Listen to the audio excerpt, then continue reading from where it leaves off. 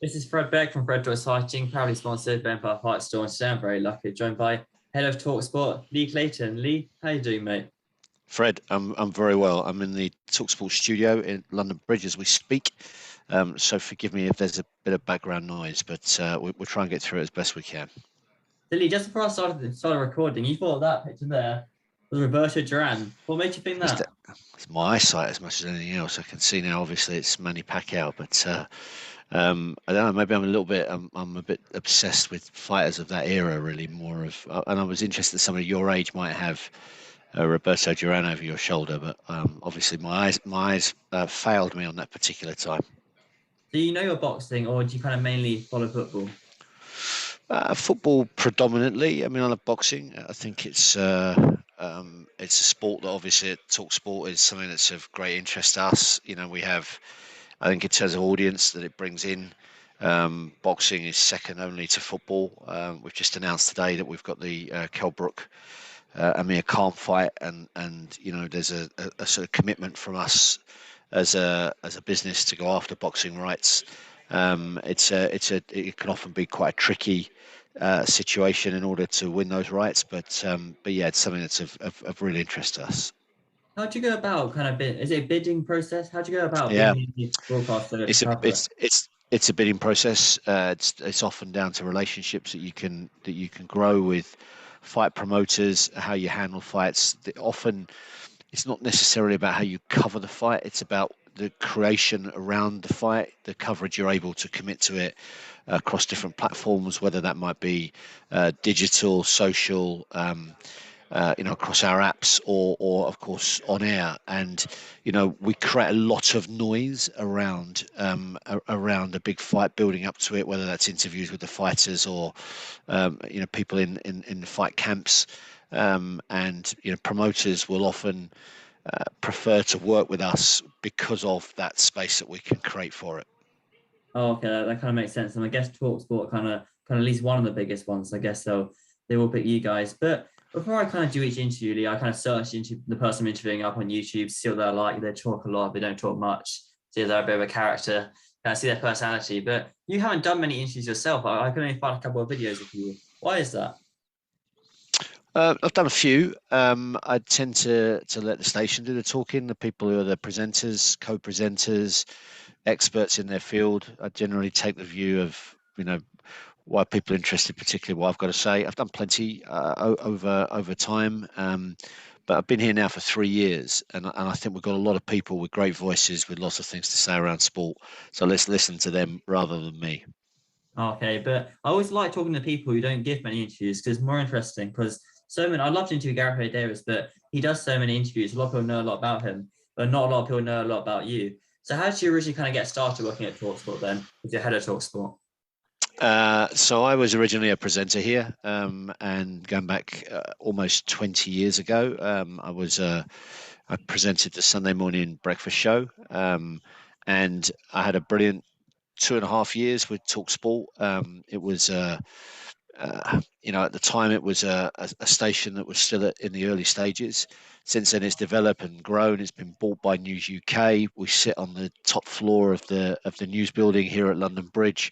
It's certainly when I came back 3 years ago, it was a different place in terms of buying those rights, being at the front and centre of sports broadcasts, competing with the BBC, with our rivals across at Five Live, and I felt that it was something that had grown and developed, and I wanted to be part of it, and to have the opportunity to come and lead the team was obviously an exciting proposition for me. Yeah, so that it certainly is. And what's kind of day in the life of you working at Talksport? Is every day that's different, new and exciting? Well, I think one of the beauties of working in the media is that every day is different. Whether that my history is newspapers predominantly. I started off as a teenager, actually working for News UK. I didn't have any qualifications. They gave me a fantastic opportunity when I was 16. And I've always had an affection for the place. And one of the things that whether you work in newspapers, radio, whatever it might be, it's fast moving. It's a changing dynamic. It's a different agenda. Story can move a rapid pace, whatever sport that might be in any given time, and it's something that if you think about it too much, it's quite frightening. But at the same time, it's I find it exciting, illuminating, insightful, and being part of it and being part of that narrative is something that floats my boat. Do you enjoy working there now more with your head of Talksport, or do you enjoy it more when you're a presenter there? I love presenting. I don't think I was particularly very good at it, if I'm being totally honest. Um, and being here now, sometimes it's chaotic, it's crazy. Um, you can have a heavyweight champion of the world walk through the door. Yesterday we had Russell Brand on air. Uh, you know, Today we've had Stuart Pearce in the studio with Ali McCoist and Darren Bent, and you walk in, and I actually said to the guys, "There's a lot of goals, there's a lot of appearances, there's a lot of medals sitting in this room right now, and there's a joy at being part of it." So to answer your question, I enjoy it more now, but I'm a bit older, hopefully a bit wiser, um, and the experiences of I'm quite proud of the job that I've got, and hopefully doing a decent job. Do you ever get to hop in the studio then and talk to some of the pool players that walk in or Well, interview them? I'll let you into a secret. Wherever I work, whether I'm a sports editor of a newspaper, I always felt that if I can get it to a place where I enjoy reading it, digesting it, listening to it, in the case of Talksport, viewing it on social media, um, then that's a good place. And a couple of weeks ago, I was sitting at home listening to the sports bar, and we have our callers calling in generally after a football match has been finished, and they want to share their views with the presenters. I was listening at home to Jason Cundy and Jamie O'Hara, who's the lead presenter, and Jamie was explaining how he feeds foxes. So I just had to pick up the phone and call up. I'm not having that. We can't. You can't feed foxes. That's just. So I called in, had a bit of a hoot. They found it hilarious. I think they took the opportunity to admit that they've been discussing off air how to get rid of me, and it was so it's not something I make a habit of. But feeding foxes, I had to get involved in that. Yeah, I don't think that relates much to sport, but it's good to switch things up, I guess, from time to time. And what do you think the most challenging thing about your job is? Managing the talent, I think we have a brilliant group of people. I massively enjoy working with them, working alongside them, and I it's managing them, handling them. I guess it's like they've come out of a dressing room. If you're somebody like, for instance, Gabby Agbonlahor, who used to play for Aston Villa in England, he retired at 32. And now he's become part of our Talksport team. He works incredibly hard at it. Really impressed me, bowled me over, surprised me at how much he wants to work at being the best that he can be. And so being in and around the talent, working with them, preparing them, managing them, that's probably the hardest part of the job. Okay, I kind of understand that. And one of the things which you would have found quite challenging just over a year ago is when COVID struck and COVID happened. And I think Talksport probably did suffer quite a lot, obviously, because there's no sport going on. And I believe that you joined Talksport just over a year before that. How was that time for you at Talksport? Because when you got a radio station or news broadcaster based around sport and that thing isn't happening, that's quite difficult. Fred, I have to tell you, it was frightening. It was. I can compare it to being an editor of a national newspaper, and it's a day when nothing happens, and you've kind of got blank sheets of paper looking at you, screaming to be filled. Suddenly, we have months of broadcast without any live sport. Live sport, very much football, boxing, cage fighting, whatever it might be, cricket, rugby, is really at the heart of what we are, and what we want to be. We want to broadcast live sport for our audience, and suddenly that was taken away from us and from our audience. So we learned pretty quickly that we were sharing a similar experience to them. They were frightened too. They were uncertain about what the future held. Radio is a great companion to people. Some people are lonely. Lots of people don't have subscriptions to various television channels, and they turn to us. And pretty quickly, and I learned a lot about myself and my team during that time.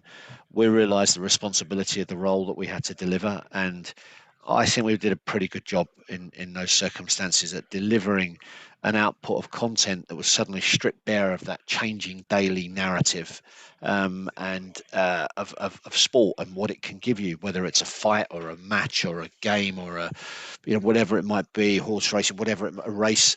Then suddenly you're in a position whereby we had to move pretty quickly on our feet. We had to think smart, and hopefully we did. Did you find that one of the sports you probably weren't covering as much pre-pandemic was UFC, and UFC was kind of the first thing to come back? Do you find you're covering a lot of the UFC a lot more now since they were the first one to come back? Well, it's interesting. Our website, at the Talksport website, there's a massive interest in that sport. It's a relatively new emerging sport. It's something that we've covered some live coverage of fights, but certainly there's a massive interest across .com, and it's something interestingly where they're leading and showing us as a broadcaster where there's more that can be done in that area, and that's something certainly we're building on. Yeah, the UFC are coming back over here in March, so at the O2, and that's definitely going to sell out. They got few big stars there. Anyway, Lee, I don't take too much of time today, but we've got one question left. What have you got coming up for the next year, then year ahead for Talksport? Any big plans?